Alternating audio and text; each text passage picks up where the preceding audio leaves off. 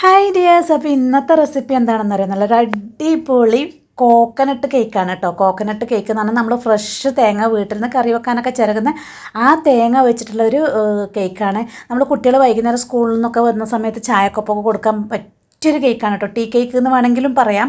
കാരണം മധുരം നോർമൽ ഒരു ചായക്കൊപ്പൊക്കെ കഴിക്കാൻ പറ്റിയ ആ ഒരു മധുരം മാത്രമേ ഇട്ടിട്ടുള്ളൂ.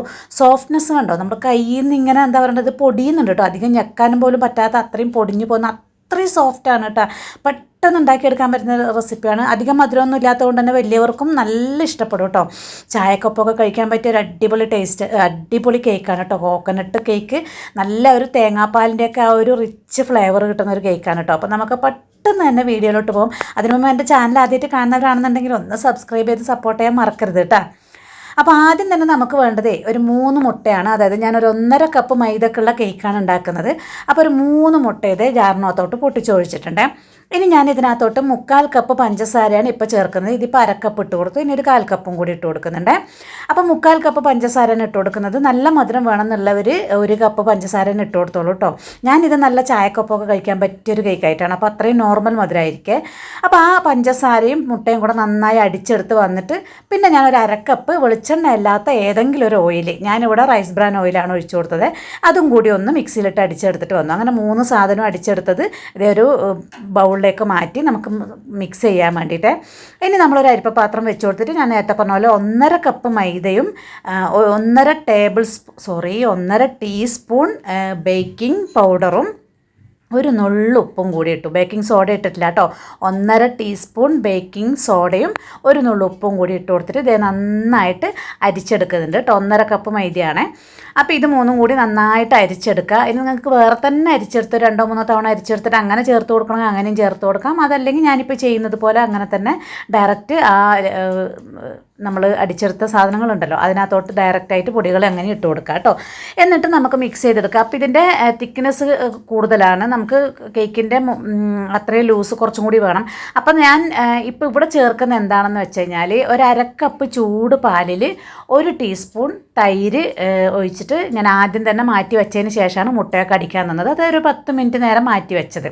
1/2 കപ്പ് ചൂട് പാൽ, ചൂടല്ല ഇളം ചൂട് പാലിൽ 1 ടീസ്പൂൺ തൈര് അത് ചേർത്ത് കൊടുത്ത് മിക്സ് ചെയ്യുന്നുണ്ട്. പക്ഷെ ശരിക്കും നിങ്ങൾ സാധാരണ പോലെ നിങ്ങളുടെ കയ്യിൽ തൈരുണ്ട്, അധികം പുളിപ്പില്ലാത്ത തൈരുണ്ടെന്നുണ്ടെങ്കിൽ നമ്മൾ മുട്ടയും പഞ്ചസാരയും എണ്ണയും കൂടി അടിച്ചില്ലേ, ആ സമയത്ത് ആ തൈരും കൂടെ ചേർത്ത് അടിച്ചിട്ട് നിങ്ങൾ ഇങ്ങനെ ചേർത്ത് കൊടുത്താൽ മതി. എൻ്റെ കയ്യിൽ തൈരില്ലായിരുന്നു, അതുകൊണ്ടാണ് ഞാൻ ഇങ്ങനെ ചെയ്തത് കേട്ടോ. 1 ടീസ്പൂൺ തൈര് മാത്രം ആ പാത്രത്തിൽ ബാക്കി ഉണ്ടായിരുന്നതിനകത്താണ് അങ്ങനെ ചെയ്തത്. അതായത് ബട്ടർ മിൽക്ക് എന്നൊക്കെ പറയും. അപ്പോൾ നമ്മൾ തൈരില്ലെങ്കിൽ അങ്ങനെ ചെയ്ത് ചേർക്കാറുണ്ട്.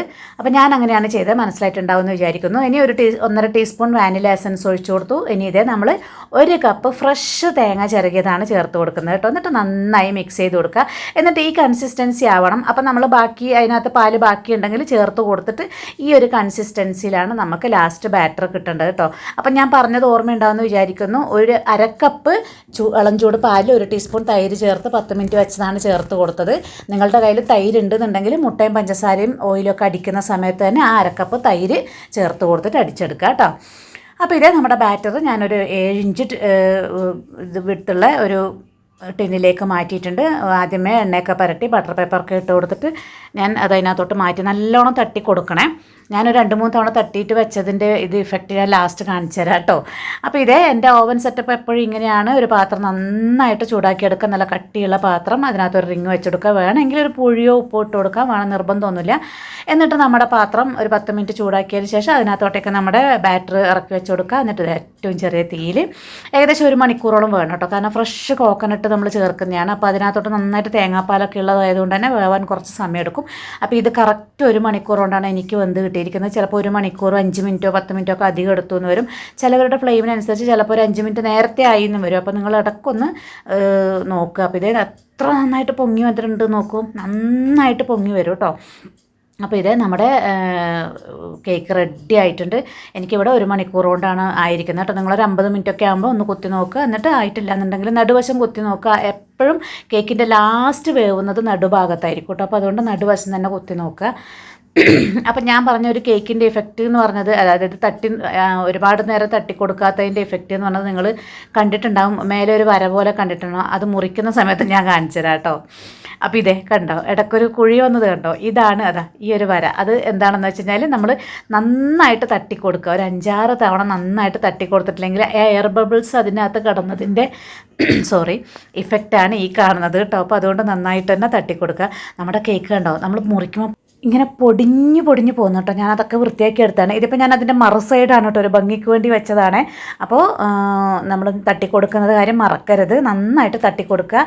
ഇതേ നല്ല സോഫ്റ്റായിട്ടുള്ള നമ്മുടെ കേക്ക് കണ്ട അടിപൊളി ടേസ്റ്റാണ് കേട്ടോ. ഫ്രഷ് തേങ്ങാപ്പാലിൻ്റെയൊക്കെ ആ ഒരു ടേസ്റ്റ് പറഞ്ഞറിയിക്കാൻ വയ്യാത്തതാണ്. അപ്പം നിങ്ങൾ എന്തായാലും ഒന്ന് ട്രൈ ചെയ്ത് നോക്കുക. കുട്ടികൾക്കും വലിയവർക്കൊക്കെ ഒത്തിരി ഇഷ്ടം കേട്ടോ. വൈകുന്നേരം ചായക്കൊപ്പം കഴിക്കാൻ പറ്റിയ ഒരു അടിപൊളി കേക്കാണ്. അപ്പോൾ പറഞ്ഞതുപോലെ വീഡിയോ ഇഷ്ടമാണെന്നുണ്ടെങ്കിൽ സപ്പോർട്ട് ചെയ്യാൻ മറക്കരുത് കേട്ടോ.